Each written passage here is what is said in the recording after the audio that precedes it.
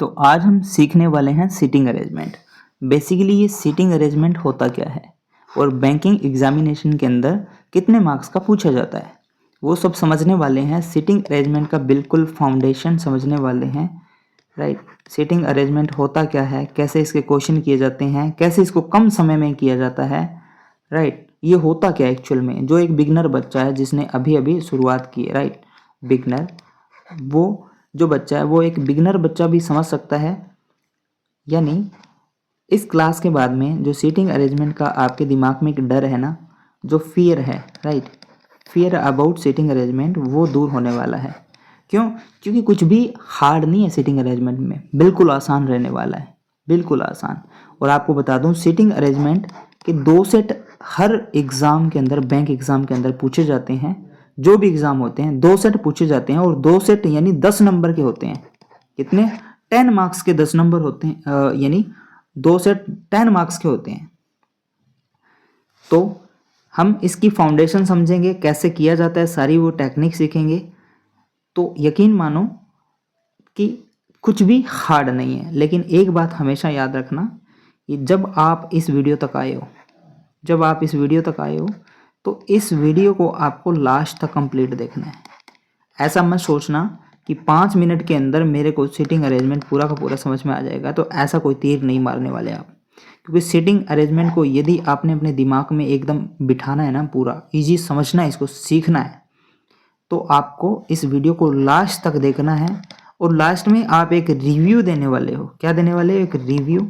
उस रिव्यू के अंदर आपको मेरे को कमेंट करके बताना है कि ये वीडियो कैसी लगी, इसमें क्या सुधार करना चाहिए, राइट। सब कुछ आप बताओगे, कैसा था पूरा आप इसमें लिख के मेरे को कमेंट में बताना, मैं आपका रिप्लाई दूंगा, राइट।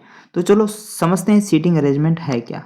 देखो, सीटिंग अरेंजमेंट, सीटिंग अरेंजमेंट का अर्थ होता है आपको अरेंज करना होता है कुछ लोगों को। जैसे आपको दे दिया जाता है कि 8 लोग हैं और उन 8 लोगों को एक रो के अंदर बिठाना है, एक रो के अंदर बिठाना है, इस तरीके से 8 लोगों को। लेकिन आपको 8 लोगों को ऐसे नहीं है कि जैसे मैं बोल दूं ये 8 लोग कौन कौन से, ए बी सी डी, लिख देता हूं, A B C D E F C N H. तो आपको ये नहीं बोला जाता कि 8 लोगों को आप ए से लेके एच तक बिठा दो, ऐसा नहीं बोला जाता आपको। आपको कुछ स्टेटमेंट दिए जाते हैं, कुछ क्लूज दिए जाते हैं, आपको फिक्स बोला जाता है कि ए सिर्फ यहीं बैठना चाहिए। उसने बोल दिया ना कि बी है ना वो एच के पास बैठना चाहिए, तो बी एच के पास ही बैठना चाहिए। आपको बोल दिया जाता है कि ए और एच है ना वो कॉर्नर पे नहीं बैठने चाहिए, तो नहीं बैठने चाहिए। यानी उन क्लूज को फॉलो करते हुए आपको उन लोगों को, 8 लोगों को फिक्स करना होता है। यदि आपने फिक्स कर दिया तो आपके 5 नंबर पक्के। यदि आपने कुछ भी क्लू मिक्स कर दिया या आपने कुछ गलती कर दी, राइट, आपने स्टेटमेंट को ढंग से नहीं पढ़ा, तो आपकी जो अरेंजमेंट है वो सही नहीं होगी और इस पर आधारित जो 5 क्वेश्चन पूछे जाते हैं वो 5 क्वेश्चन भी आपके रॉन्ग हो जाएंगे। तो क्या सीखेंगे आज की वीडियो के अंदर? हम सीखेंगे कि ये गलती कैसे हम नहीं करेंगे, यानी इस गलती को कैसे सुधारना है, कैसे फिक्स करना है, सारा कुछ हम सीखेंगे। और यकीन मानो इस वीडियो को देखने के बाद में सीटिंग अरेंजमेंट का जो डर है, फियर है, राइट, वो आपके दिमाग में कभी नहीं आएगा। चलो करते हैं अब। देखो, सेकेंड भाग में आ चुके हैं हम। सीटिंग अरेंजमेंट में गलती कहाँ होती है? देखो, गलती पता है आपको सीटिंग अरेंजमेंट के अंदर गलती कहाँ होती है? सीटिंग अरेंजमेंट के अंदर गलती होती है डायरेक्शन में, दिशा, डायरेक्शन, जिसको हिंदी में बोलते हैं डायरेक्शन, इंग्लिश में डायरेक्शन, हिंदी में दिशा। ये दिशा आपको समझना होगा। और 90% जो सीटिंग अरेंजमेंट के क्वेश्चन गलत होते हैं ना, वो इस डायरेक्शन की वजह से होते हैं। या तो आप एग्जाम के अंदर प्रेशर जोन के अंदर डायरेक्शन गलत पढ़ लेते हो, राइट, या फिर आप क्या जल्दबाजी के अंदर डायरेक्शन उल्ट पुल्ट कर देते हो। क्यों? क्योंकि डायरेक्शन आपने समझी ही नहीं है। हम डायरेक्ट एग्जाम के क्वेश्चन पर नहीं उतर आएंगे कि जस्ट बेटा ये देखो क्वेश्चन, इसको ऐसे ऐसे करना होता है और बस हो गया क्वेश्चन। मैं ऐसा नहीं करूँगा, बिल्कुल बेसिक से समझाऊंगा, ताकि आप में से पहले बच्चे जिन्होंने कभी सीटिंग अरेंजमेंट देखा ही नहीं है वो भी कर पाएंगे, समझे? तो देखो, हम समझेंगे अब डायरेक्शन। डायरेक्शन एक्चुअल में होती क्या है? दिशा, जिसको बोलते हो डायरेक्शन। हिंदी और इंग्लिश दोनों चलने वाला है अपना। दिशा, दिशा याद रखने के लिए देखो आपके दिमाग में डायरेक्शन का आपको ख्याल होना चाहिए। आप एक ये प्लस याद रखो, एक प्लस याद रखो। सपोज आप यहाँ खड़े हो, आप यहाँ खड़े हो, तो एक बात याद रखना, जब आप यहाँ खड़े हो तो जो आपके पैरों के नीचे की जो ज़मीन है ना, फाउंडेशन है, उसको साउथ दिशा बोला जाता है, साउथ या दक्षिण। और आपके सर के जो ऊपर का भाग यानी जो ये स्काई है, आसमान है, ये होता है नॉर्थ। ये कौन सी दिशा होती है? नॉर्थ। अब सपोज कि आपके सामने ना बोर्ड लगा हुआ है इधर साइड में, जैसे आप फोन, मोबाइल फ़ोन या लैपटॉप की स्क्रीन की तरफ देख रहे हो, तो आपका जहाँ फेस है उस तरफ समझो कि आपके सामने क्या है, स्क्रीन के साइड में ही आपका क्या लगा हुआ है, एक टीवी लगा हुआ है और आप उस टीवी को देख रहे हो और आपने हाथों को ऐसे कर रखा है, जैसे करवाते थे ना स्कूल के अंदर, जो उस तरीके से। तो आपका जो लेफ्ट हैंड है, जो लेफ्ट हैंड है, वो वाली दिशा होती है वेस्ट, वो वाली होती है वेस्ट। और आपका जो राइट हैंड है वो दिशा होती है ईस्ट। क्या होती है? ईस्ट। समझे? यानी ये एक स्केल याद रखो, ये प्लस याद रखो, ये होता है नॉर्थ, ये होता है साउथ, ये ईस्ट दिशा होती है और ये होती है वेस्ट। बस इतना याद रखो। अब बेटा कुछ दिशाएं इनके बीच में भी होती है, उनको भी आपको याद रखना होता है, लेकिन सिटिंग अरेंजमेंट में इनका काम नहीं आएगा। लेकिन जब आप डायरेक्शन एंड डिस्टेंस करोगे तो उस समय आपको ये डायरेक्शन काम आने वाली है। देख गए, इनके बीच की डायरेक्शन होती है, जैसे इन दोनों के बीच की ये डायरेक्शन, इसको क्या बोलेंगे? इसको बोलेंगे ईस्ट साउथ या साउथ ईस्ट। क्या बोलेंगे? South east. समझे? अब इन दोनों की ये बीच की जो डायरेक्शन रहने वाले, इसको क्या बोलेंगे? इसको साउथ, ये साउथ और वेस्ट, साउथ वेस्ट बोलेंगे। क्या बोलेंगे? South west. इन दोनों के बीच की डायरेक्शन को क्या बोलने वाला है? इसको बोलेंगे नॉर्थ वेस्ट। क्या बोलेंगे? North west. इन दोनों के बीच की डायरेक्शन को क्या बोलने वाले हैं? North east. क्या बोलेंगे? North east. तो ये टोटल कितनी दिशाएं होगी? 8 डायरेक्शन होगी। इनके बीच की डायरेक्शन और भी होती है, north north west, north north west, यानी वेस्ट वेस्ट नॉर्थ। तो वो चीज़ इतना डिटेल में नहीं जाएंगे, बस आपको ये याद रखना है। समझ आ गया? ये डायरेक्शन आपको याद रखनी है। नेक्स्ट देखो, आपको दे दिया जाता है कि 8 लोग हैं, 8 पर्सन जो है वो नॉर्थ देख रहे हैं। क्या देख रहे हैं? नॉर्थ देख रहे हैं। और दूसरा एक और सीटिंग अरेंजमेंट जिसमें आपको बोल दिया जाता है कि 6 लोग उनको अरेंज करना है और सारे के सारे कहाँ देख रहे हैं? साउथ देख रहे हैं, साउथ देख रहे हैं। अब देखो ये 8 लोग नॉर्थ देख रहे हैं, मतलब क्या है? सारे के सारे लोग की जो डायरेक्शन है ये रहने वाली है, सारे के सारे लोगों की डायरेक्शन ये रहने वाली है। समझे? सेम ये रहने वाली है। अब साउथ का मतलब क्या है? सभी की सभी जो भी लोग हैं उनकी डायरेक्शन रहने वाली है ये डाउन, नीचे की तरफ देख रहे हैं, ये ऊपर की तरफ देख रहे हैं। अब जब आप इस साइड में देखोगे ना, तो आपका लेफ्ट कौन सा होगा, आपका राइट कौन सा होगा? देखो जब कोई भी व्यक्ति नॉर्थ देख रहा होता है, नॉर्थ देख रहा होता है, इसका मतलब क्या है? जो आपका लेफ्ट होता है ना, वो ही लेफ्ट होता है। आपका लेफ्ट यानी ये आप हो, ये आपका लेफ्ट है, तो यही लेफ्ट डायरेक्शन होती है। और जो आपका राइट होता है वो ही राइट डायरेक्शन होती है। आपकी लेफ्ट डायरेक्शन, आपकी जो लेफ्ट डायरेक्शन होती है वही लेफ्ट होती है, और आपकी जो राइट डायरेक्शन होती है वही राइट होती है। समझे? आपकी लेफ्ट डायरेक्शन लेफ्ट होती है और आपका राइट राइट होता है, याद रखना। इसमें क्या होता है? इसमें जस्ट उल्टा होता है। साउथ मतलब गेम उल्टा। एक हमेशा याद रखो, एक छोटा सा मोरल, साउथ मतलब गेम उल्टा, साउथ मतलब उल्टा, सब उल्टा उल्टा। अब आपकी ये जो डायरेक्शन है जो नॉर्थ वाली, ये उल्टी होगी। बस क्या होगी? उल्टी। आपका लेफ्ट होगा वो राइट हो जाएगा, राइट हो जाएगा, और आपका जो राइट है वो हो जाएगा लेफ्ट। हमेशा याद रखो। कैसे याद रखोगे? खुद को यहाँ पर खड़ा कर लेना और सामने देखना और अपने हाथों की पोजीशन सोचना। बस क्या करना है आपको, जब भी आपको लेफ्ट राइट करना हो, तो जैसे ये बंदा है, तो जब नॉर्थ देख रहे हैं तो आपको यहाँ मान लेना है दिमाग में कि आप यहीं हो। फिर आप अपने हाथों की तरफ सोचोगे कि आपके हाथों की पोजीशन क्या है। तो जब नॉर्थ देख रहा है तो हाथों की पोजीशन देखो भाई, ये लेफ्ट है तो वो लेफ्ट ही होगा, जो राइट है वो राइट ही होगा। अब साउथ देख रहे हैं तो खुद को यहाँ मान लो, आप देखो कि आपका लेफ्ट कहाँ है। यदि आपका ये लेफ्ट है तो ये आपकी राइट हो जाएगी। समझे? यानी जस्ट उल्टा देखो, उल्टा डायरेक्शन। आई थिंक अब आपको समझ में आ गया होगा कि जब नॉर्थ डायरेक्शन हो इसका मतलब आपका लेफ्ट लेफ्ट है, आपका राइट राइट है, और साउथ डायरेक्शन हो, इसका मतलब यह है कि आपका जो लेफ्ट है वो राइट हो जाएगा और आपका जो राइट है वो लेफ्ट हो जाएगा। एक बार रिपीट जरूर कर लेना इस वीडियो को, राइट। यदि कोई बच्चे 2 या 3 बार देखना चाहिए तो वो भी कर सकते हैं, क्योंकि रिपीट करोगे तभी पूरा कॉन्सेप्ट है जो दिमाग में घुसेगा, और इसको दिमाग में घुसेगा ना ये, तभी आप ये कर पाओगे सीटिंग अरेंजमेंट।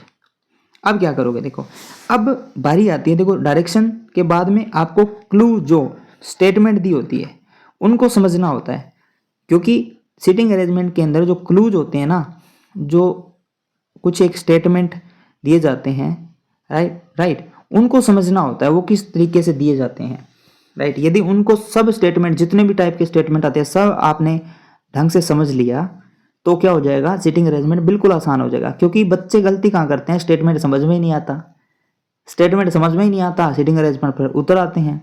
जब कोशिश सवाल करते हैं तो स्टेटमेंट समझ में ही नहीं आया, भाई सीटिंग अरेंजमेंट कैसे बना लोगे, अरेंज कैसे कर दोगे, नहीं ना। तो ये क्लूज समझना बिल्कुल आसान है। तो सबसे पहले हम 1 बाई 1 करके क्लू समझेंगे, हिंदी एंड इंग्लिश दोनों के अंदर। देखो क्लू किस प्रकार से आते हैं, देखो क्लू सबसे जो हैवी वर्ड होते हैं वो भी, और सारे के सारे जितने क्लू बन सकते हैं सारे के सारे हम इसमें सीखने वाले हैं, राइट। ये सभी सीटिंग अरेंजमेंट में काम आएंगे, आपको पजल में भी ये काम आएंगे क्लू, राइट। क्लू हमेशा जो पजल में भी काम आएंगे, सीटिंग अरेंजमेंट में भी काम आएंगे, और आपको डायरेक्शन एंड डिस्टेंस में भी काम आने वाले हैं। तो इसको ध्यान से देखना, इत्मीनान से बैठकर। चलो फर्स्ट क्लू क्या है, किस प्रकार का क्लू आता है, जिसमें हमें ओनली वर्ड का यूज किया जाता है, ओनली। ओनली कौन कौन से, ओनली पर 2 या 3 क्लू पूछे जाते हैं, सारे के सारे हम समझेंगे।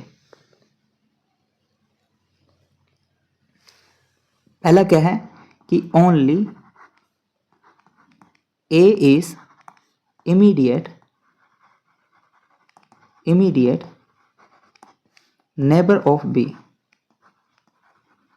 नेबर ऑफ बी, इस प्रकार का एक क्लू दे दिया जाता है।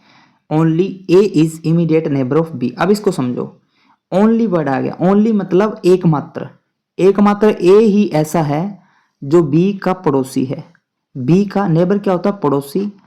ओनली ए ही एकमात्र ऐसा व्यक्ति है जो बी का पड़ोसी है, यानी बी का ए के अलावा कोई भी पड़ोसी नहीं होगा, यानी अकेला बी ही होगा। इसका अर्थ क्या है, इसका अर्थ है भैया कि बी है ना, जो बी वो एंड पर आने वाला है। इससे क्या समझेंगे कि बी है ना, बी की पोजीशन कहाँ होगी, बी की पोजीशन होगी एंड। क्या होगी, एंड। कैसे, देखो जैसे हम 8 लोगों को अरेंज कर रहे हैं, 8 लोगों को अरेंज करेंगे तो देखो, तो बी जस्ट मैं यहाँ रख दूँ, राइट, बी जस्ट मैं यहाँ रख दूँ, तो यहाँ पर ए रखूँगा। अब यहाँ पर ए रखूँगा यानी ये एंड है, यानी एंड पर बी बैठा है। तो अब देखो बी का पड़ोसी ए हो गया, अब ए का कोई दूसरा पड़ोसी और हो सकता है क्या इस साइड, तो कोई नहीं आ सकता, समझे। यानी ओनली ए ही एकमात्र बी का पड़ोसी है। इस स्टेटमेंट का समझ में आ गया, only A is immediate neighbour of B, immediate neighbour of B, only शब्द आ गया। ओनली का मतलब पता चल गया कि एकमात्र, ओनली होता है एकमात्र ए ही बी का पड़ोसी है, बस, और दूसरा कोई पड़ोसी नहीं हो सकता। स्टेटमेंट फर्स्ट इज क्लियर, मुझे लगता है क्लियर होगी। इसका अर्थ क्या है, ये किसको दर्शाता है, ये एंड को दर्शाता है। स्टेटमेंट 2 पर चलते हैं। स्टेटमेंट 2 क्या कहती है, स्टेटमेंट 2 समझते हैं। अब ओनली का एक और स्टेटमेंट होता है, ओनली का एक और स्टेटमेंट होता है, ओनली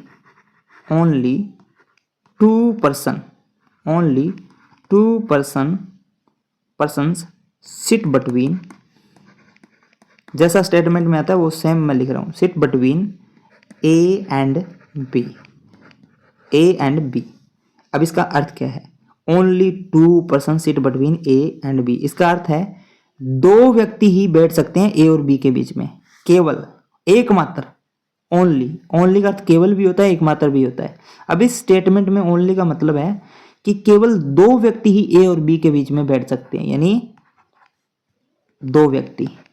अब ऐसा नहीं है कि ए और बी के बीच में 3 लोग बिठा देंगे, नहीं, ओनली वर्ड आ गया ना, ओनली का अर्थ होता है 2 व्यक्ति ही ए और बी के बीच में बैठ सकते हैं, 3 व्यक्ति नहीं हो सकते, ना 2 से कम हो सकते, समझे, ना 2 से कम हो सकते, ना 2 से ज्यादा हो सकते, not more than 2, not less than 2, right, समझे। स्टेटमेंट समझ में आ गया होगा। थर्ड, थर्ड समझते हैं, हिंदी में समझ में आ गया। केवल 2 लोग ही ए और बी के बीच में बैठ सकते हैं, ज़्यादा नहीं बैठ सकते। स्टेटमेंट 3 क्या है?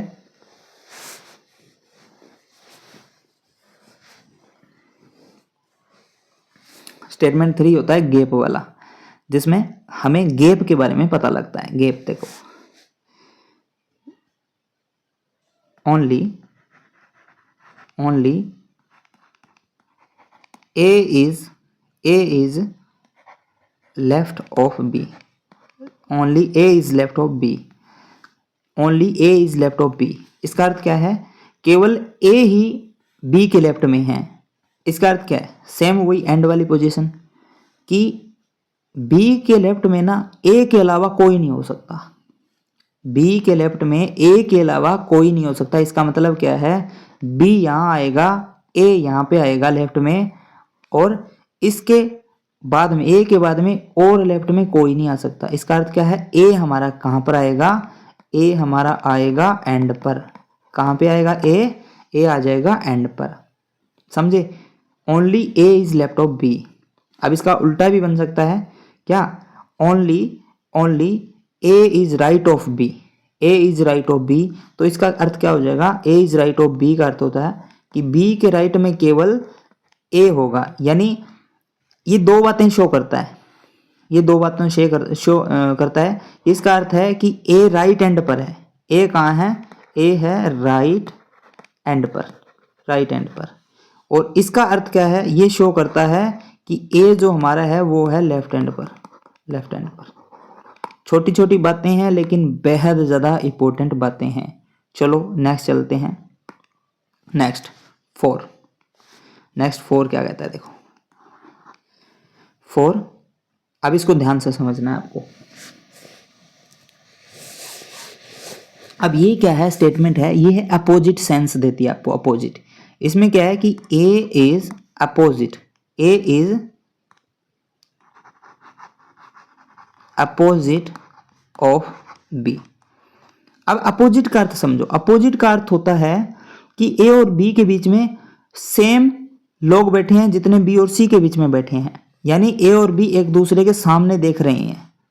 यानी जितने लोगों की अरेंजमेंट होगी उस हिसाब से हम डिसाइड करेंगे कि हर 2 व्यक्तियों के बीच में कितने इक्वल नंबर ऑफ पीपल बैठ सकते हैं। जब अपोजिट की बात आई ना, इसका अर्थ क्या है? एक हमेशा फॉर्मूला याद रखो कि नंबर ऑफ पीपल के अंदर 2 का भाग देंगे और -1 कर देंगे। ये है नंबर ऑफ पीपल जितने लोग अरेंज कर रहे हो। जैसे मान लो 8 लोगों का अरेंजमेंट आपको करना है, राइट? तो यहाँ लिखोगे 8/4 दिमाग में, उसमें से 1 कम, यानी 8 का आधा करके उसमें से 1 कम कर देंगे। 4 - 1 यानी 3। यानी A और B के बीच में केवल 3 लोग ही बैठ सकते हैं, 1 2 3 और ये B। 3 से ज़्यादा नहीं हो सकते 8 लोगों के अरेंजमेंट में। समझे क्या होता है? अपोजिट का अर्थ होता है, अब ये ना सर्कुलर सीटिंग अरेंजमेंट में भी आता है, लीनियर सीटिंग अरेंजमेंट में भी, स्क्वायर में भी, सभी में ये आता है, राइट? ये पजल में भी आएगा, ध्यान रखना आपको, ये सभी में आता है। इसलिए मैं ये स्टेटमेंट पहले करवा रहा हूँ। A is opposite to B का अर्थ क्या है कि A और B के बीच में उतने ही लोग बैठे हैं जो इसी स्टेटमेंट में बाकी 2 लोगों के बीच में बैठे होंगे। समझे? यानी अपोजिट का अर्थ, अपोजिट बोल दें तो इसका अर्थ ये फॉर्मूला याद रखो, n/2 - 1, यानी नंबर ऑफ पीपल उसका आधा और उसमें से 1 कम कर देंगे। नंबर ऑफ पीपल जैसे 8 लोग बिठाने हैं तो 8/2 - 1 कर देंगे, यानी 4 - 1 यानी 3 कर देंगे। तो कितने लोग बैठेंगे? 3 लोग बैठेंगे। ये बेहद ज़्यादा इंपॉर्टेंट है। हर जो एग्जाम में सीटिंग अरेंजमेंट का क्वेश्चन आता है, लगभग सीटिंग अरेंजमेंट के अंदर ये डाल दिया जाता है अपोजिट। ये पजल के अंदर भी डाल दिया जाता है। चलो आगे समझते हैं। नेक्स्ट 5।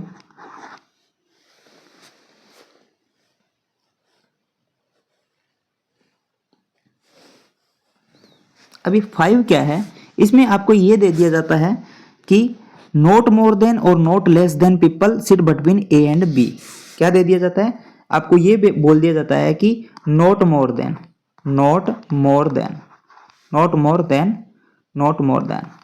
और आपको बोला जाता है नॉट लेस देन। अब इसकी 2 स्टेटमेंट बनती है। आपको बोल दिया जाता है कि not more than 2 people sit between A and B। क्या? Not more than 2 people people या person sit between A and B. अब ये स्टेटमेंट एक बनती है। इसका अर्थ क्या है? इसका अर्थ है कि दो से ज़्यादा लोग ए और बी के बीच में नहीं बैठ सकते। नॉट मोर देन, दो से ज़्यादा लोग कभी नहीं बैठ सकते, यानी दो से कम बैठ सकते हैं। इसका अर्थ क्या है? दो से कम लोग, यानी दो से कम लोग बैठ सकते हैं, लेकिन देखो दो से कम लोग यानी लेस देन टू बैठ सकते हैं। मोर देन जो टू है ना वो कभी नहीं बैठ सकते।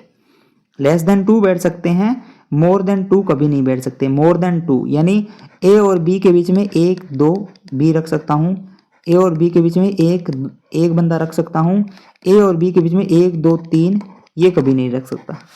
यानी दो से ज़्यादा कभी नहीं हो सकता, दो से कम हो सकता है, दो हो सकता है। समझे? अब देखो note less than, note less than का अर्थ इसी में समझ में आ गया कि दो से कम नहीं हो सकता और दो से ज़्यादा भी नहीं हो सकता। नोट मोर देन में पूछे, इसका अर्थ है कि दो से ज़्यादा लोग नहीं हो सकते, और बी के बीच में नोट लेस देन का अर्थ है कि दो से कम लोग नहीं हो सकते, दो से कम लोग। इसका अर्थ क्या है? नोट लेस देन यानी बी क्या है? Note less than. Note less का अर्थ क्या है?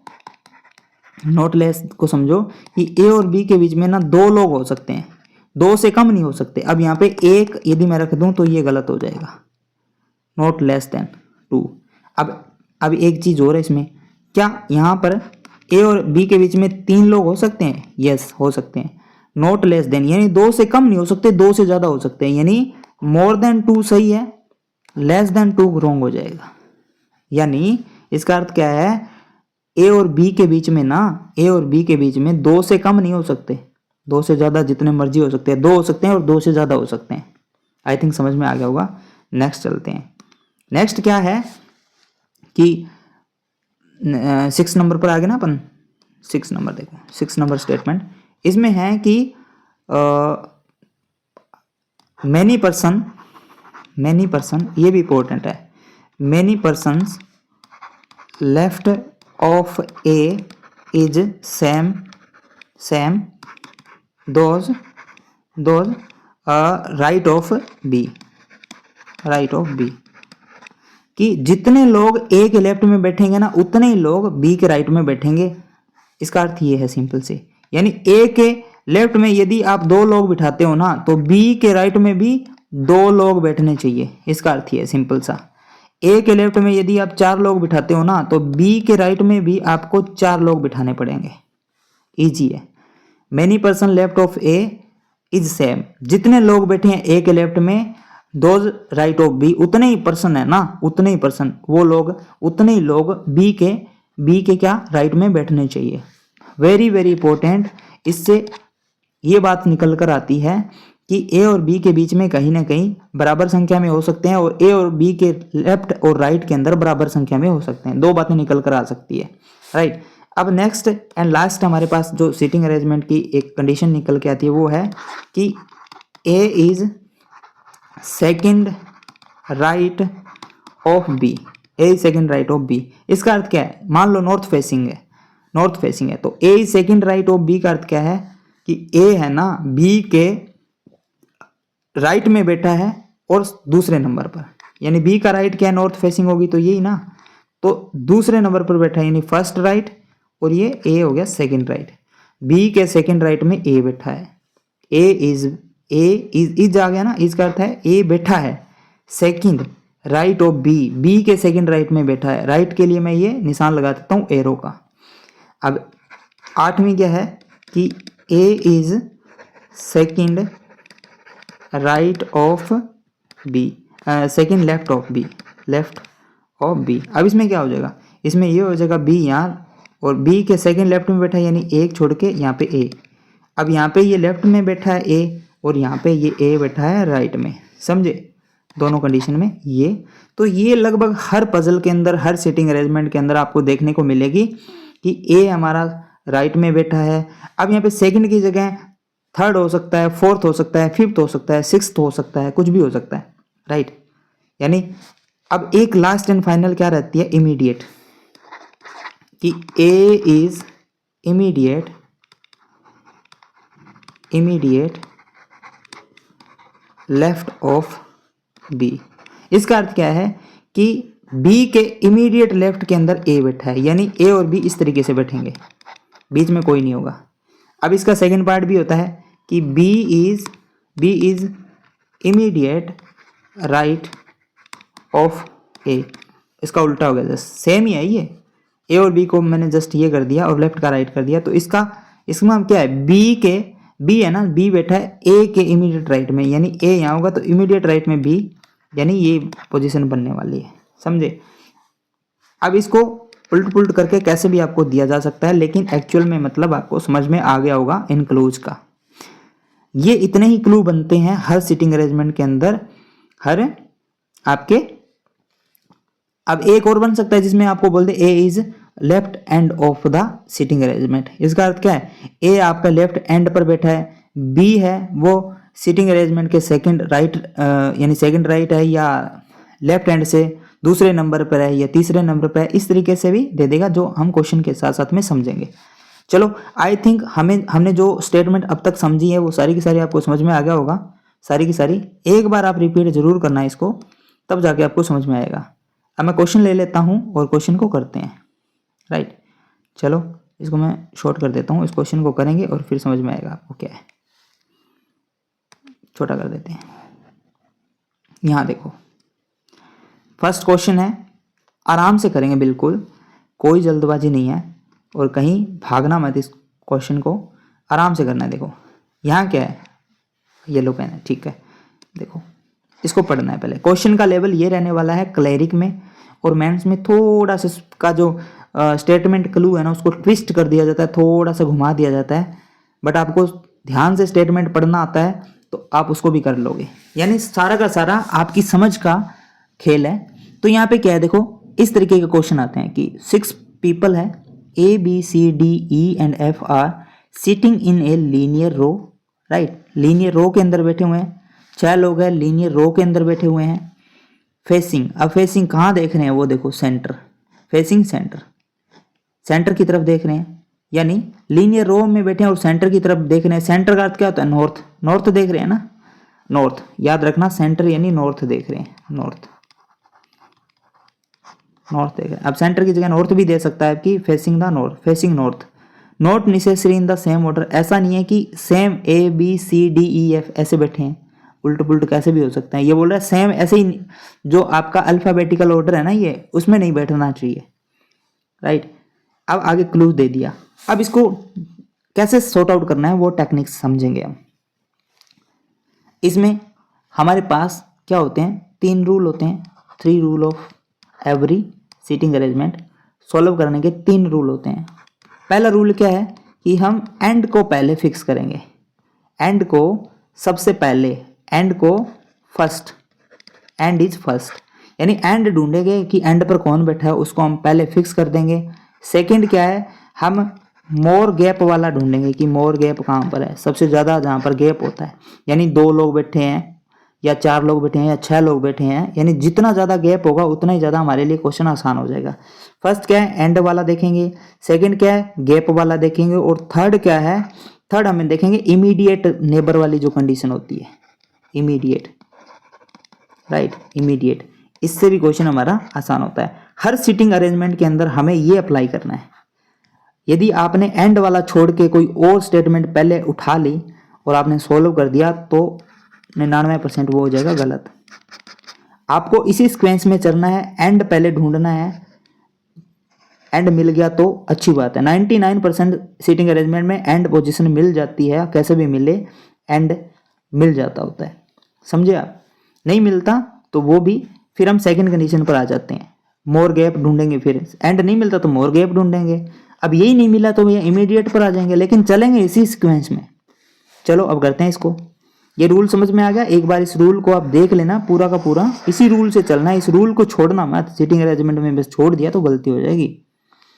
अब क्या है, देखो 6 लोग हैं, 6 लोग बना लो। 6 लोग कैसे बनाओगे, 6 लोग, अब कई तो ऐसे लाइन लगा देते हैं ऐसे कि 1 2 3 4 5 6, नहीं, तरीका गलत है। कैसे बनाओगे, कैसे बनाओगे, आप ऐसे बनाओगे, कैसे, 6 लोग हैं तो 1 2 3 1 2 3।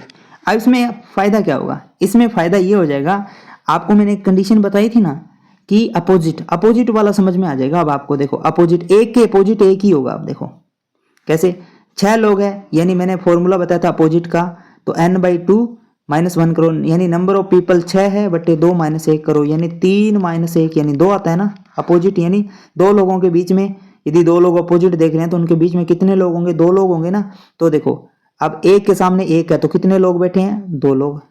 अब देखो 2 और 2 के बीच में कितने लोग हैं, 2 लोग, यानी दो के सामने जो बैठा है ना 2, वही अपोजिट है।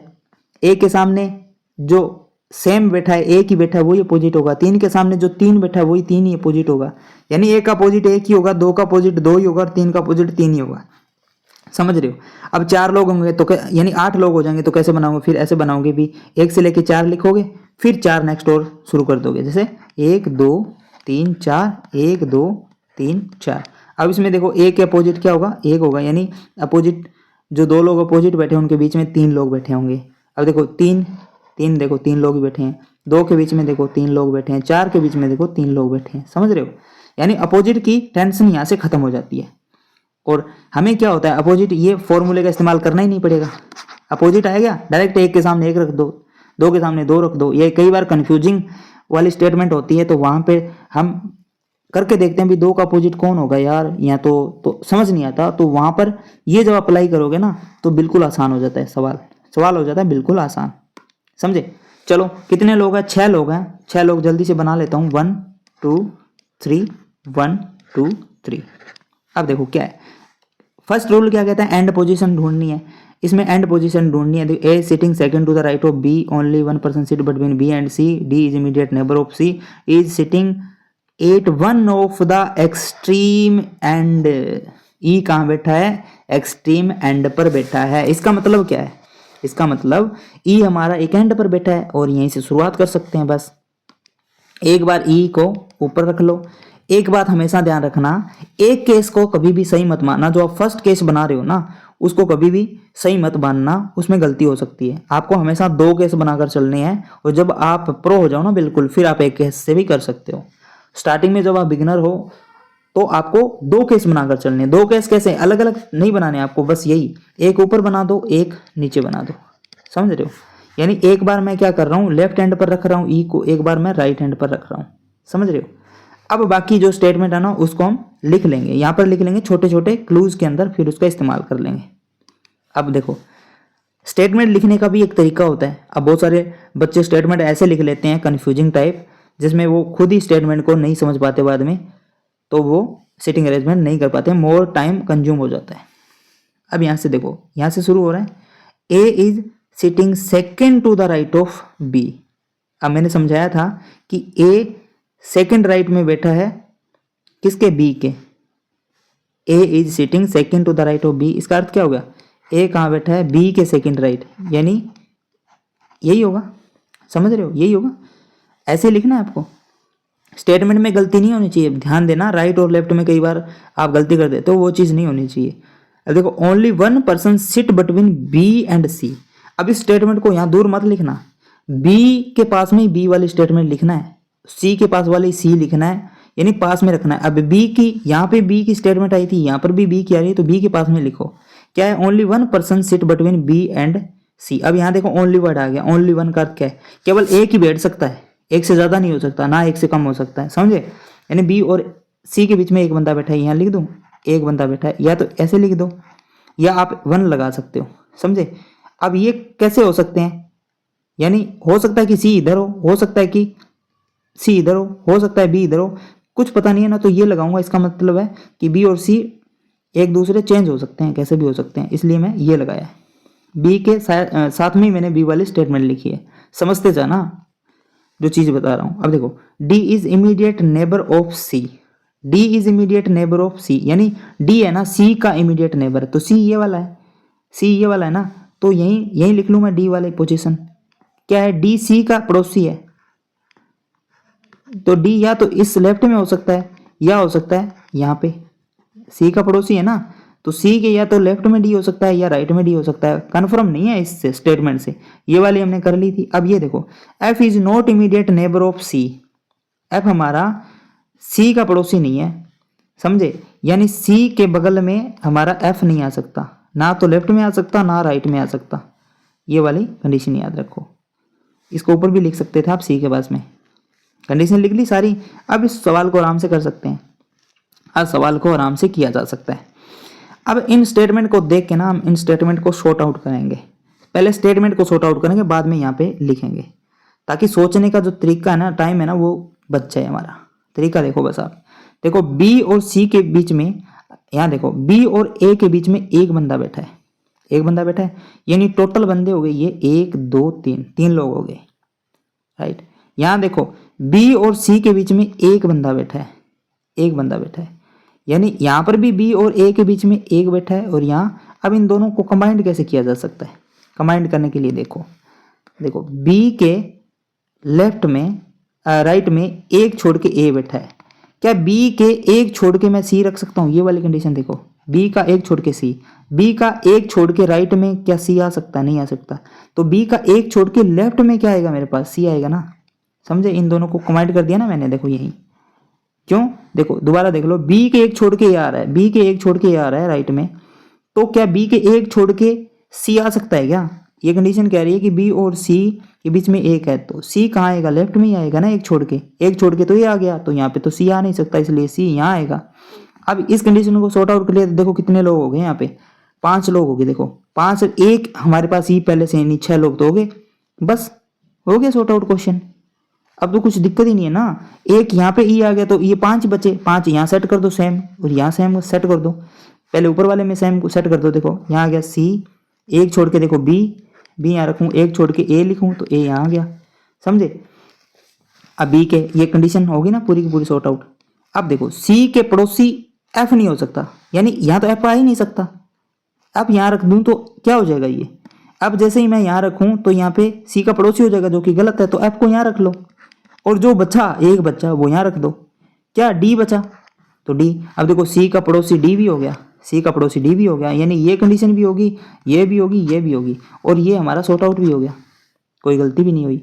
यानी दूसरी जो हमारी ये है ना, इसको बनाने की जरूरत ही नहीं पड़ी। क्या बन गया फाइनल पोजीशन?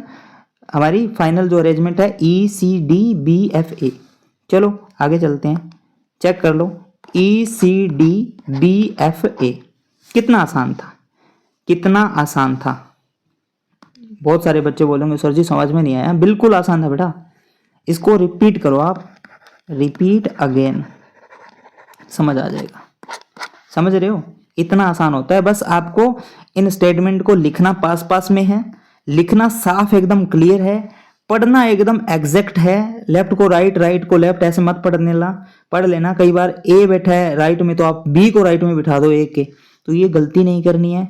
प्लस में स्टेटमेंट को एकदम क्लियर रखना है, स्टेटमेंट को आपको यहाँ पे जोड़ लेना है, स्टेटमेंट को कंबाइंड कर लेना है, ये जो मैंने यहाँ पे किया था, फिर आसान हो जाएगा बिल्कुल। और जितना कंबाइंड करोगे, जितने लोग कम करते जाओगे, उतना ही आपके लिए आसान हो जाएगा, क्योंकि आपके पास नंबर ऑफ पर्सन भी 6 थे। तो इसको कितना टाइम लगेगा जस्ट पढ़ने में, करने में? जो स्टार्टिंग में आप यदि करते हो तो 2 मिनट लगेगी, हो सकता है 5 मिनट भी लग जाए, कोई दिक्कत नहीं, हो सकता है 10 मिनट लगे, कोई बात नहीं, करो 10 मिनट भी लगाओ। एक समय ऐसा भी आएगा कि आप 2 मिनट में करोगे, और एक समय ऐसा भी आएगा कि आप 1 मिनट में करोगे। चलो दूसरा क्वेश्चन करते हैं। दूसरा क्वेश्चन स्मॉल कर लूँ इसको, हो गया, और इसको मैं यहाँ कर देता हूँ। देखो चलो करो। 7 पर्सन है, P Q R S T U and V are sitting in a straight line. एक स्ट्रेट लाइन यानी रो में ही बैठे हैं, फेसिंग द सेंटर यानी नॉर्थ ही है, नॉर्थ ये कोई दिक्कत नहीं है। अब वही है 7 पर्सन है, तो कैसे बनाओगे? 1 2 3 4 5 6। अब देखो अपोजिट का सिस्टम यहाँ पे खराब हो जाता है, खत्म हो जाता है, क्योंकि 7 लोग है ना, ऑड नंबर ऑफ जब पर्सन हो ना, तो अपोजिट वाला एक भी स्टेटमेंट आपको देखने को नहीं मिलेगा, बस अपोजिट का सिस्टम ही छोड़ दो। अब आप कैसे बनाओगे? 1 2 3 4 5 6 7 ऐसे बना सकते हो। जब इवन नंबर हो तो आप 1 2 3 4 1 2 3 4 1 2 3 1 2 3 ऐसे बना सकते हो। अब 7 लोग हैं तो यहाँ पे अपोजिट का तो कोई सीन ही नहीं है ना, 7/2 कैसे करोगे? नहीं कर सकते ना, पॉइंट में आएगा, पॉइंट में पर्सन आधा हो सकता है क्या? नहीं हो सकता। छोटी छोटी बातें लेकिन इंपॉर्टेंट। अब यहाँ पे फर्स्ट हमारा रूल क्या कहता है, इन 7 लोगों को 2 कंडीशन बनाएंगे, एक ऊपर बनाएंगे एक नीचे बनाएंगे। अब इन 7 लोगों में सबसे पहले इन स्टेटमेंट्स के अंदर जो क्लूज है हमारे पास उसमें एंड पोजीशन ढूंढेंगे हम। देखो there are exactly 2% seat between P and R, right. Q is sitting immediately the left of R, S is sitting at the extreme left end. अब देखो ये आ गया, मिल गया हमें क्या, S is sitting at extreme left end. अब क्लियरली बता दिया कि एस है ना मेरा लेफ्ट में ही बैठा है, बस इसी डायरेक्शन में बैठा है, एस यहां हो ही नहीं सकता, बस यही बनाओ, एस बना लिया, ये होगी कंडीशन।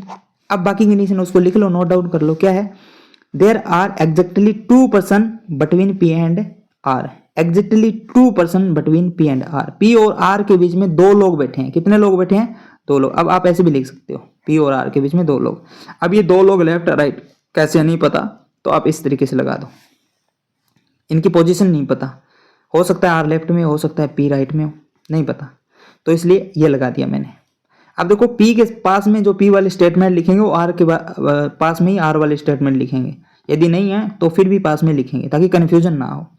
अब ये स्टेटमेंट होगी। अब देखो Q is sitting immediately to the left of R, immediately का अर्थ क्या है, बिल्कुल पास में बैठा है आर के लेफ्ट में, लेफ्ट ऑफ आर क्यू।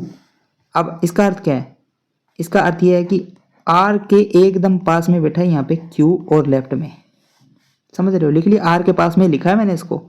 अब देखो T is sitting third to the right of S, T is sitting, T बैठा है third to the right of S, देखो एस के थर्ड टू राइट में, राइट ये एस का फर्स्ट सेकंड थर्ड में टी बैठा है, लिख लिया आराम से। अब इसको मैंने दूर लिखा है थोड़ा सा, क्योंकि ये इन स्टेटमेंट से कुछ भी लेना देना नहीं है, क्यों, क्योंकि यहाँ पे ये सेम नहीं है कुछ भी, ये अलग है दोनों, इसलिए दूर रख लिया। अब देखो U is not sitting next to P, इसका अर्थ क्या है, नेक्स्ट टू P का अर्थ क्या है, P के नेक्स्ट U नहीं हो सकता, यानी P के पड़ोसी U नहीं हो सकते, यानी U P का पड़ोसी नहीं हो सकता, यानी P के पास में U नहीं बैठेगा।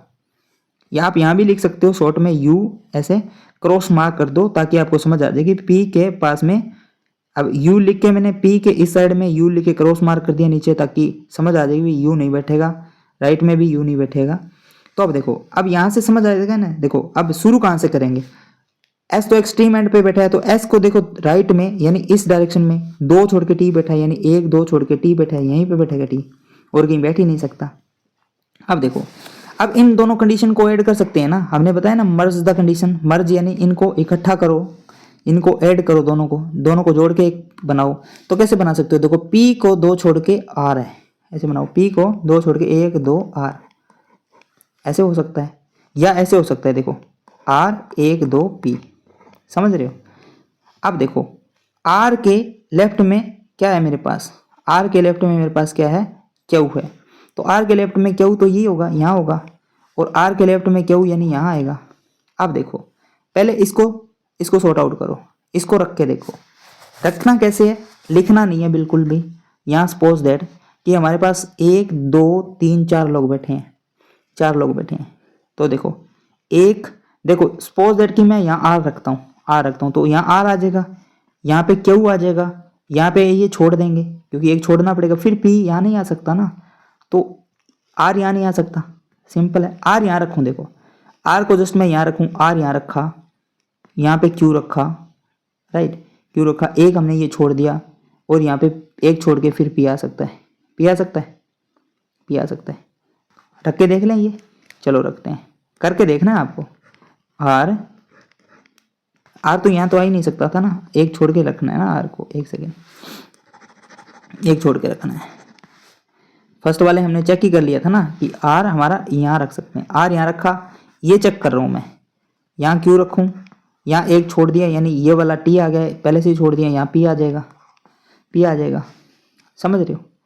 अब देखो अब मेरे पास क्या है, यहाँ पे कंडीशन सॉर्ट आउट हो रही है, लेकिन एक चीज़ देखो, P के पास में क्या नहीं आ सकता, U नहीं आ सकता, P के पास में क्या नहीं आ सकता, U नहीं आ सकता, मतलब U यहाँ आ जाएगा, U आ जाएगा क्या, यहाँ पे नहीं आ सकता, U नहीं आएगा यहाँ पे, तो U कहाँ रखूँगा, U यहाँ रख दूंगा, और जो बच गया वो यहाँ पे रख दूंगा, तो बन जाएगी आराम से। क्या कुछ वायलेंट हुई, हमारी कंडीशन कुछ हुई, पी के पास में यू नहीं आ सकता, यानी पी के पास में यू नहीं आया, क्या बच गया मेरे पास, वी बच गया ना, वी जस्ट मेरा यहाँ आ जाएगा, वी जस्ट मेरा यानी S V P T Q R और यू, ये हमारे पास बन जाएगी फाइनल कंडीशन। अच्छा, ये दूसरी वाली रखने की जरूरत पड़ी बेटा, दूसरी वाली सेम यही है बट इसमें थोड़ा सा चेंज है, यानी दूसरे वाले की जरूरत ही नहीं पड़ी हमें, समझे।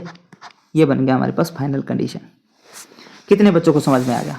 यानी हमने जैसे ही मर्ज किया ना, मर्ज करके हमने यहाँ पे मन में सोचा कि यार यदि यहाँ रख दूं तो दो गैप यानी दो फील हो जाएंगे, फिर एक खाली रहेगा और फिर यहाँ पे पी नहीं आएगा, दिमाग में ही सोचना है तो क्योंकि यहाँ पे तो टी पहले से आ रखा है।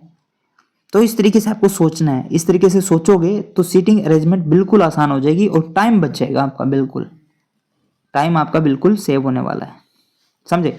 चलो नेक्स्ट चलते हैं आप। नेक्स्ट हमारे पास ये आ गया, छोटा कर लेता हूं मैं थोड़ा इसको आपको करना है, बिल्कुल आसान है। चलो अपनी कॉपी पेन निकाल के करके बताओ मेरे को जल्दी से, और लास्ट में आंसर मैच करना है। क्या है, 8 पीपल है, यहाँ पे देखो 3 4 और 2 6, यहाँ पे 6 है, सॉरी यहाँ पे 6 आएगा, राइट 6 ही पर्सन है, ध्यान रख लेना। देखो 6 पीपल या पर्सन है, J K L M O and P are sitting in a linear row facing the centre, यानी नॉर्थ देख रहे हैं। तो लिख लूँ 6 लोग बैठे हैं, इसका मतलब क्या है 1 2 3 1 2 3। अब लोग कितने भी हो सकते हैं, 8 हो सकते हैं, 6 हो सकते हैं, 10 हो सकते हैं, लेकिन जितना ज़्यादा लोग होंगे उतना ही ज़्यादा आसान होगा और जितने कम होंगे उतना ही ज़्यादा हार्ड होगा, ये ध्यान रखना, समझे। हमने आज के वीडियो में हमने लिया है वो लिया बेसिक क्वेश्चन, क्योंकि आपका करना है मुझे थोड़ा सा फाउंडेशन फ्लो करना है, उसके बाद में जो धीरे धीरे हम इंक्रीज करेंगे ना क्वेश्चन का लेवल, उससे आपकी जो स्पीड है वो इंक्रीज होती जाएगी, यानी आप कर पाओगे, कोई दिक्कत नहीं। आज के वीडियो के बाद में आप कर पाओगे, इतना कॉन्फिडेंस आपके अंदर आ जाएगा। अब देखो 8 पीपल है, क्या रूल कहता है कि हमें एंड वाली पोजीशन ढूंढनी है। क्या एंड है, there is exactly 1 person between. अब आप लिखना शुरू कर दो, यहीं से लिखना, क्योंकि बाद में लिखोगे तो टाइम लगेगा आपको, क्योंकि लिखना तो पड़ेगा ना, यहीं से लिखना दो। There is exactly 1 person seat between J and K, और जे और के बीच में एक बंदा बैठा है। पोजीशन पता है जे और के की कहाँ है, नहीं पता तो ये लगा दूंगा, या ऊपर लगाओ या नीचे लगाओ, एक ही बात है ना।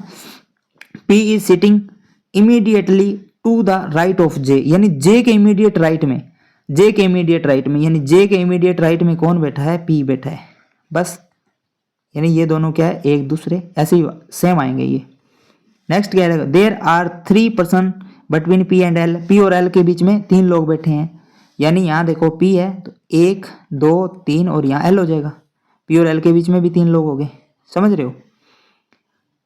अब ये P और L है ना, तो L इस साइड में भी आ सकता है, जरूरी नहीं है, तो इनको देखो इस तरीके से आप लगा दोगे ताकि P और L की पोजीशन समझ में आ जाए, P किस साइड में हो सकता है L इस साइड में भी हो सकता है कि L इस साइड में भी हो, तो ये लगाना जरूरी है, right. M is sitting second to the left of L, M कहाँ बैठा है, M बैठा है देखो second to the left of L, यानी L के सेकेंड लेफ्ट में बैठा है M, समझ रहे हो, L के पास में लिखा है मैंने इसको। O is not sitting at any and, O आपका एंड पर नहीं आएगा, O कभी भी एंड और क्रॉस मार्क कर दो, यानी O एंड पर नहीं आएगा, लिख लिया। अब देखो, अब यहाँ पे एंड की जरूरत है हमें, एंड आया, एंड नहीं आया, क्यों नहीं आया, क्योंकि यहाँ ये बोल दिया कि O एंड पर नहीं बैठेगा, मतलब यहाँ O नहीं आ सकता। या तो आप ये एक काम कर लो कि O यहाँ लिख के ऐसे क्रॉस मार्क कर दो दोनों तरफ, ताकि आपको पता लग जाए भी O यहाँ नहीं आ सकता, यहाँ O नहीं आ सकता, बस। अब यहाँ से कहाँ से शुरू करोगे, फिर जो जितना ज़्यादा गैप होगा, सेकंड पॉइंट हमने सिखाया था आपको कि हमें गैप से शुरू करना है, गैप ज़्यादा, जो मोर गैप है वो। अब P और L ही है एक तो जिसका ज़्यादा गैप है, तो देखो P और L के बीच में 3 लोग बैठे हैं, यहाँ देखो। अब मैं मर्ज कर रहा हूँ, क्या कर रहा हूँ, मर्ज कर रहा हूँ, राइट। देखो कैसे मर्ज करना है, P और L के बीच में 3 लोग बैठे हैं, 1 2 3 और L आ जाएगा। हो सकता है कि L इधर हो, 1 2 3 और P यहाँ हो, समझ रहे हो, दोनों तरफ से करेंगे। अब देखो P है ना जो J के राइट में बैठा है, तो J जस्ट यहीं आएगा, और यहाँ पे क्या है, J के राइट में बैठा है तो J जस्ट यहीं आएगा ना, ऐसे। अब देखो J और K के बीच में एक बंदा आएगा, तो J और K के बीच में एक बंदा, तो K यहाँ आ जाएगा, और जे और के बीच में एक बंदा, यानी के हमारा यहाँ पर भी आ सकता है और के हमारा यहाँ पर भी आ सकता है, राइट। के यदि मैं यहाँ रखूँ तो कितने लोग हो गए, देखो 1 2 3 4 5 6 हो गए। यहाँ देखो 1 2 3 4 5 6, समझ आई। अब यहाँ से आप समझो, यहाँ से आपके पास हो जाएगा आराम से। अब यहीं से हो जाएगा पूरा का पूरा सवाल। देखो एल के एक छोड़ के एम रखो, एल ये रहा, एक छोड़ के एम रखो, एम आ जाएगा यहाँ पे। यहाँ देखो एल है, एक छोड़ के देखो, एक छोड़ के यदि एम रखोगे एल के लेफ्ट में यदि एक छोड़ के एम रखोगे तो आप देखो नंबर ऑफ पर्सन कितने हो गए, ज़्यादा हो गए ना। तो ये कभी नहीं होगा, तो क्या हो जाएगा, यही होगा ना, सिंपल, बस यही रख दो। जे पी के और एम ये छोड़ दिया, ये एम। अब ओ यहाँ पे नहीं आ सकता, तो ओ जस्ट हमारा यहाँ पे आ जाएगा। ये बन गई फाइनल कंडीशन। समझे कितना आसान था। जस्ट आपने ये मर्ज किया, मर्ज करते ही आपके पास ये कंडीशन जो थी वो सेटिस्फाई होगी। और ये क्यों फेल हुई वो भी आपको समझ में आ गया, इस कंडीशन से फेल होगी। आई होप कि आज का जो आपने जो वीडियो देखा है उसको देखने के बाद में आपका जो कॉन्फिडेंस लेवल है वो 90 क्रॉस कर गया होगा, 90 क्रॉस कर गया होगा। बेटा डरने की कोई ज़रूरत नहीं है। जो आपके दिमाग में फियर ऑफ सीटिंग अरेंजमेंट है, फियर ऑफ सीटिंग अरेंजमेंट, उसको निकाल कर बाहर फेंक दो कि कुछ भी हार्ड नहीं है, अपने दिमाग को एक बात बोलनी है, there is no hard things. यहाँ पर कोई भी चीज़ हार्ड नहीं है, all things are possible, there is no impossible word. यहाँ पे कोई भी इम्पॉसिबल जैसा वर्ड नहीं है, यहाँ पर सारी चीज़ें पॉसिबल है, राइट। सक्सेस का एक रूल क्या है कि ऑलवेज थिंक पॉजिटिव, हमेशा आपको पॉजिटिव सोचना है। क्या सोचना है, पॉजिटिव। और कितना भी लेवल क्यों ना आ जाए सीटिंग अरेंजमेंट का, और मैं आपको बोल दूं कि सीटिंग अरेंजमेंट का जो बैंकिंग में लेवल आता है बहुत कम आता है, हार्ड लेवल नहीं हो सकता क्योंकि आपके पास टाइम ही 20 मिनट होते हैं। तो हार्ड लेवल दे देगा तो बाकी क्वेश्चन कैसे करोगे, एग्जामिनर को ये पता होता है, तो वो कभी भी हार्ड लेवल नहीं देगा, आपको इजी लेवल ही मिलेंगे सीटिंग अरेंजमेंट, क्योंकि सीटिंग अरेंजमेंट की बात हो रही है। तो घबराने की जरूरत नहीं है, नेक्स्ट वीडियो जल्दी लेकर आ रहा हूँ इसका हार्ड लेवल और मेंस लेवल, राइट। ये लीनियर था, नेक्स्ट वीडियो हमारा इसका मेंस का हार्ड लेवल आएगा और हमारा आएगा सर्कुलर सीटिंग अरेंजमेंट। तो चैनल को सब्सक्राइब जरूर कर लेना और अपना रिव्यू इस वीडियो के अंदर जरूर देना, कमेंट में देखना। हमारा ये था कि हम लाइव लेकर आए, लेकिन लाइव पॉसिबल नहीं हो पाया क्योंकि जो हमारे जो काउंट ऑफ व्यू है बिल्कुल कम है, क्योंकि हमने अभी न्यू शुरू किया है।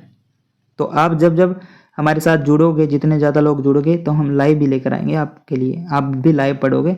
लेकिन रिकॉर्डिंग भी बेस्ट है, रिकॉर्डिंग कोर्स ऑलवेज आपको मिलता रहेगा यूट्यूब के ऊपर, कोई दिक्कत नहीं है, टाइम टू टाइम। और हमारा एक जो स्पीड मैथ का भी कोर्स चल रहा है, यदि आपकी स्पीड कमज़ोर है सिंप्लीफिकेशन में या इनमें वैदिक मैथ्स में, तो आप वो कोर्स देख सकते हो। उसमें आपको सारी की सारी आपकी जो टेक्निक है वो मैं ग्रो कर दूंगा, डेवलप कर दूंगा। मिलते हैं नेक्स्ट वीडियो में।